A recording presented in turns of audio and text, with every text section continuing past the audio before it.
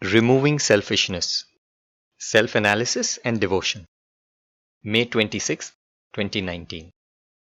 Shri Kishore Ram asked, "You've said that when the I thought is crossed, the selfishness being related to the self or I also vanishes. You further said that the I vanishes whenever one gets attracted to God. This brings a temporary relief from the selfishness. How to get rid of selfishness forever?" Swami replied, "O learned and devoted servants of God." Devotion to the contemporary incarnation.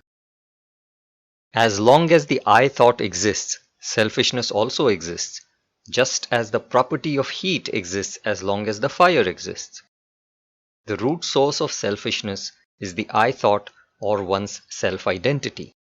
It means that one must try to keep oneself in the state of being attracted to God at all times.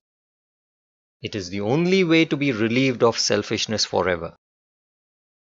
A doubt arises at this point that if a devotee is always immersed in God, how can the devotee perform his or her necessary worldly duties? The answer to this question is found in the Gita. God says that in the case of such a devotee who is always immersed in God, God Himself takes up the worldly responsibilities as well as the spiritual responsibilities of that devotee. Tesham nityabhiyuktanam yogakshemam vahamyaham. For such a devotee, God is everything. Hence his mind will not be attracted to anything or anyone else in the world. For such a devotee, if God is present before him in human form like Krishna, it will be very convenient to develop attraction towards him.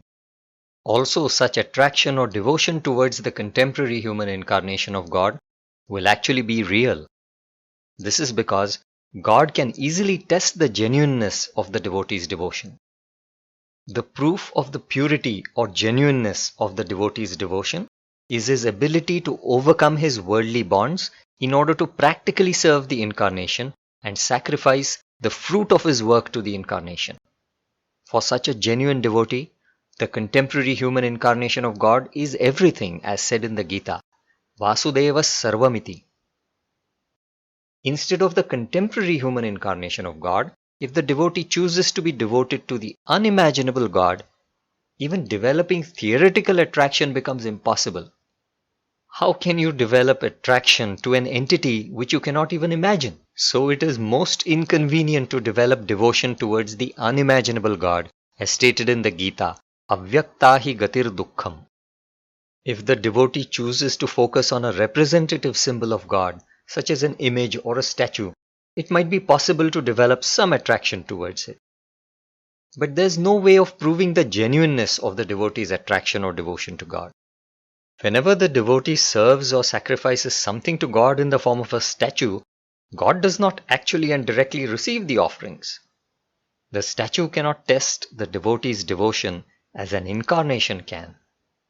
Even the devotee does not get complete satisfaction in worshipping a representative symbol of God, as he gets by worshipping the contemporary human incarnation of God.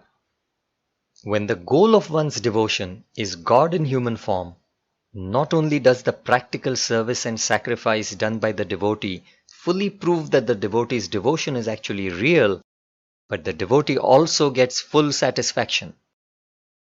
Sages are considered to be the topmost devotees in creation, and are given a higher plane than even angels. These sages realized the existence of the absolute unimaginable God or Parabrahman after thoroughly analyzing and debating upon spiritual knowledge for millions of births.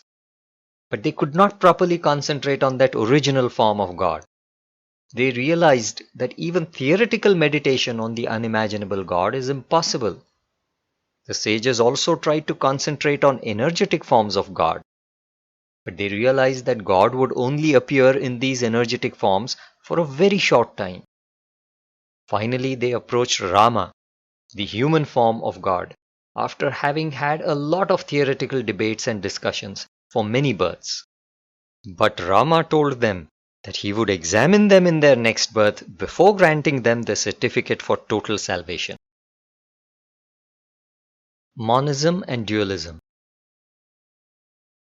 I means the basic ego or self-identity, which is necessary even to continue on the path of devotion to God. Devotion requires the dualism between the devoted soul and God, who's the goal of the soul's devotion. If the self is totally forgotten, the difference between God who attracts the soul and the soul which is attracted also disappears. If that happens, the very attraction or devotion itself disappears. Devotees enjoy in dualistic devotion to such a great extent that they condemn even the very concept of monism between God and the soul.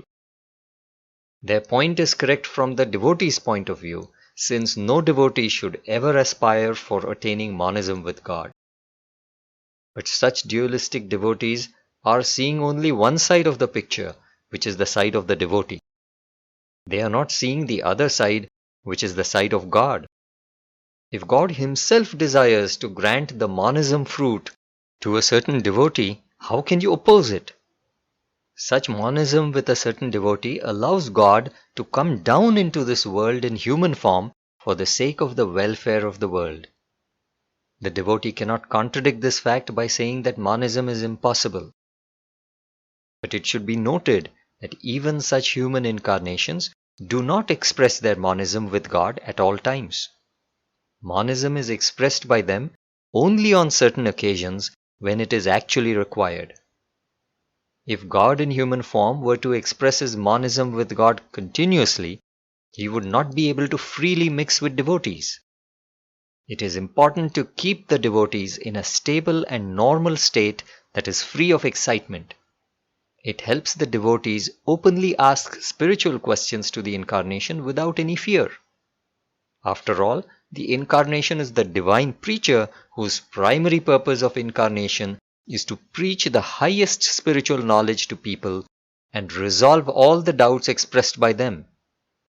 If you are constantly aware that the human incarnation is God himself, which is the state of monism, you will be constantly in a state of excitement and fear.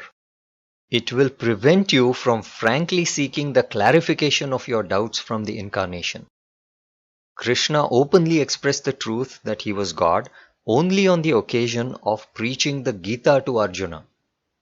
Hence, crossing the basic I or self-identity is impossible even after death, since the self-identity continues as long as the soul exists.